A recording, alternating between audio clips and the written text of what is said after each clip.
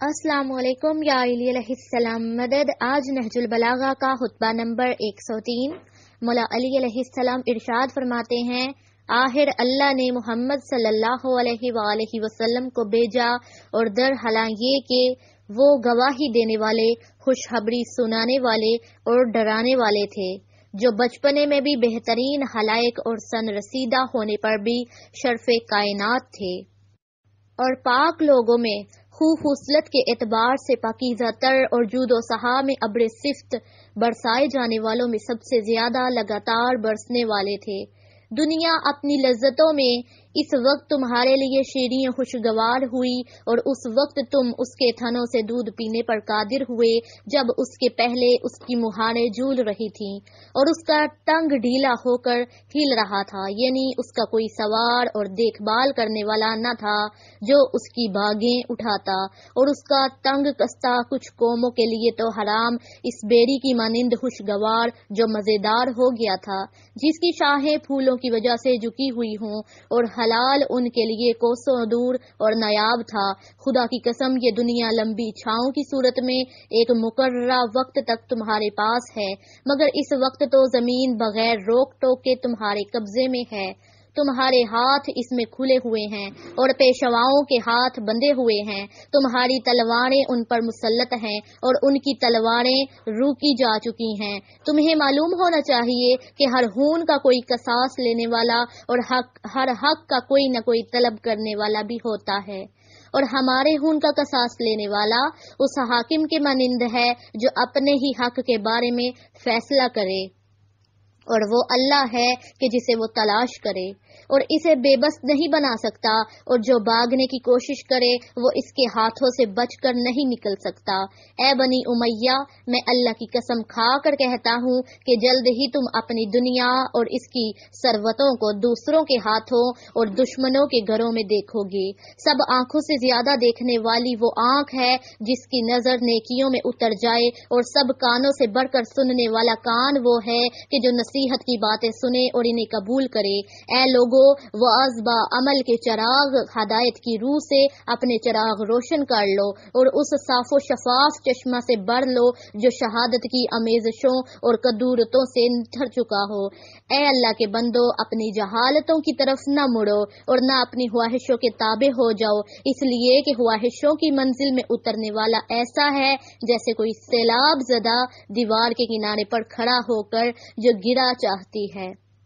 وہ ہلاکتوں کا پلندہ اپنی پیٹھ پر اٹھائے، کبھی اس کندھے پر رکھتا ہے، کبھی اس کندھے پر رکھتا ہے، اپنی ان رائیوں کی صورت میں جنہیں وہ بدلتا رہتا ہے، اور یہ چاہتا ہے کہ اس پر کوئی دلیل چسپاں کرے مگر جو چپکنے والی نہیں ہوتی، اور اسے ذہنوں سے قریب کرنا چاہتا ہے جو قریب ہونے کے قابل نہیں۔ اللہ سے ڈرو کہ تم اپنی شکایتیں اس شخص کے سامنے لے کر بیٹھ جاؤ کہ جو تمہاری خواہشوں کے مطابق تمہارے شکموں کے قلق کو دور نہیں کرے گا اور نہ شریعت کے محکم و مضبوط احکام کو توڑے گا۔ امام کا فرض تو بس یہ ہے کہ جو کام اسے پروردگار کی طرف سے سپرد ہوا ہے اسے انجام دے، اور وہ یہ ہے کہ پند و نصیحت کی باتیں ان تک پہنچائے، سمجھانے بجھانے میں پوری کوشش کرے، سنت کو زندہ رکھے، اور جن پر حد لگتا ہے ان پر حد جاری کرے،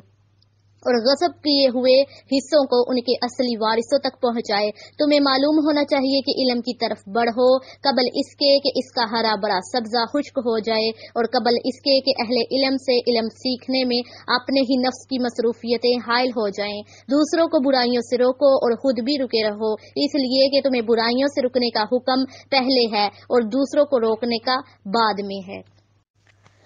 نہج البلاغہ کا خطبہ نمبر 104 ہے۔ مولا علی علیہ السلام ارشاد فرماتے ہیں، تمام حمد اللہ کے لیے کہ جس نے شریعت اسلام کو جاری کیا اور اس کے سرچشمہ ہدایت پر اترنے والوں کے لیے قوانین کو آسان کیا، اور اس کے ارکان کو حریف کے مقابلے میں غلبہ و سرفرازی دی، چنانچہ جو اس سے وابستہ ہو اس کے لیے امن، جو اس میں داخل ہو اس کے لیے صلح و آشتی، جو اس کی بات کرے اس کے لیے دلیل، جو اس کی مدد لے کر مقابلہ کرے اس کے لیے اسے گواہ قرار دیا، اور اس نے کسب ضیاء کرنے والے کے لیے نور، سمجھنے بوجھنے اور سوچ بچار کرنے والے کے لیے فہم و دانش، غور کرنے والے کے لیے روشن نشانی، ارادہ کرنے والے کے لیے بصیرت، نصیحت قبول کرنے والے کے لیے عبرت،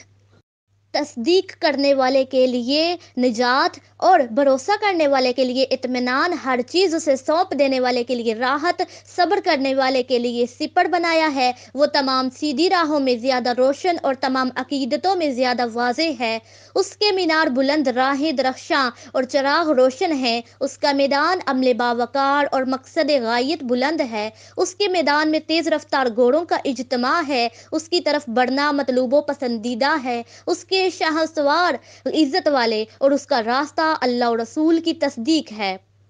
اور اچھے راستے اس کے نشانات ہیں۔ دنیا گھوڑ دوڑ کا میدان اور موت پہنچنے کی حد اور قیامت گھوڑوں کے جمع ہونے کی جگہ اور جنت بڑھنے کا انعام ہے۔ اسی خطبہ کا یہ جز ہے کہ نبی صلی اللہ علیہ وآلہ وسلم کے متعلق، یہاں تک کہ آپ صلی اللہ علیہ وآلہ وسلم نے روشنی ڈھونڈنے والے کے لیے شعلے بھڑکائے اور راستہ کھو کر سواری کے روکنے والے کے لیے نشانات روشن کیے۔ اے اللہ، وہ تیرے بھروسے کا امین اور قیامت کے دن تیرا ٹھہرایا ہوا گواہ ہے۔ وہ تیرا نبی مرسل اور رسول برحق ہے جو دنیا کے لیے نعمت و رحمت ہے۔ خدایا تو انہیں اپنے عدل و انصاف سے ان کا حصہ عطا کر اور اپنے فضل سے انہیں دہر حسنات اجر عطا فرما۔ اے اللہ، ان کی عمارت کو تمام معماروں کی عمارتوں پر فوقیت عطا کر اور اپنے پاس ان کی عزت و آبرو سے مہمانی کر اور ان کے مرتبہ کو بلندی و شرف بخش اور انہیں بلند مرتبہ درجہ دے اور رفعت و فضیلت عطا کر اور ہمیں ان کی جماعت میں اس طرح مشہور کر، نہ ہم ذلیل و رسوا ہوں، نہ نادم و پریشان، نہ حق سے روگردان، نہ عہد شکن، نہ گمراہ کن اور نہ فریب خوردہ۔ سید رضی کہتے ہیں، یہ کلام اگرچہ پہلے گزر چکا ہے مگر ہم نے پھر اعادہ کیا ہے چونکہ دونوں روایتوں کے لفظوں میں کچھ اختلاف ہے۔ اسی خطبے کا ایک جز یہ ہے کہ جس میں اپنے اصحاب سے خطابت فرمایا کہ تم اپنے اللہ کے لطف و کرم کی بدولت ایسے مرتبہ پر پہنچ گئے کہ تمہاری کنیزیں بھی محترم سمجھی جانے لگیں، تمہارے ہمسایوں سے بھی اچھا برتاؤ کیا جانے لگا اور وہ لوگ بھی تمہاری تعظیم کرنے لگے جن پر تمہیں کوئی فضیلت تھی ہی نہ تمہارا کوئی ان پر احسان تھا، اور وہ لوگ بھی تم سے دہشت کھانے لگے جنہیں تمہارے حملہ کا کوئی اندیشہ نہ تھا اور نہ تمہارا ان پر تسلط تھا، مگر اس وقت تم دیکھ رہے ہو کہ اللہ کے عہد توڑے جا رہے ہیں اور تم غیظ میں نہیں آتے، حالانکہ اپنے آباء و اجداد کے قائم کردہ رسم و آئین کے توڑے جانے سے تمہاری رگ حمیت جنبش میں آ جاتی ہے، حالانکہ اب تک اللہ کے معاملات تمہارے ہی سامنے پیش ہوتے رہے ہیں اور تمہارے ہی ذریعہ سے ان کا حل ہوتا رہا ہے اور تمہاری ہی طرف ہر پھر کر آتے ہیں، لیکن تم نے اپنی جگہ ظالموں کے حوالے کر دی ہے اور اپنی باغ دوڑ انہیں تھما دی ہے اور اللہ کے معاملات انہیں سونپ دیے ہیں کہ وہ شہووں پر عمل پیرا اور نفسانی خواہشوں پر گامزن ہیں۔ خدا کی قسم، اگر وہ تمہیں ہر ستارے کے نیچے بکھیر دیں تو بھی اللہ تمہیں اس دن ضرور جمع کرے گا جو ان کے لیے بہت برا دن ہوگا۔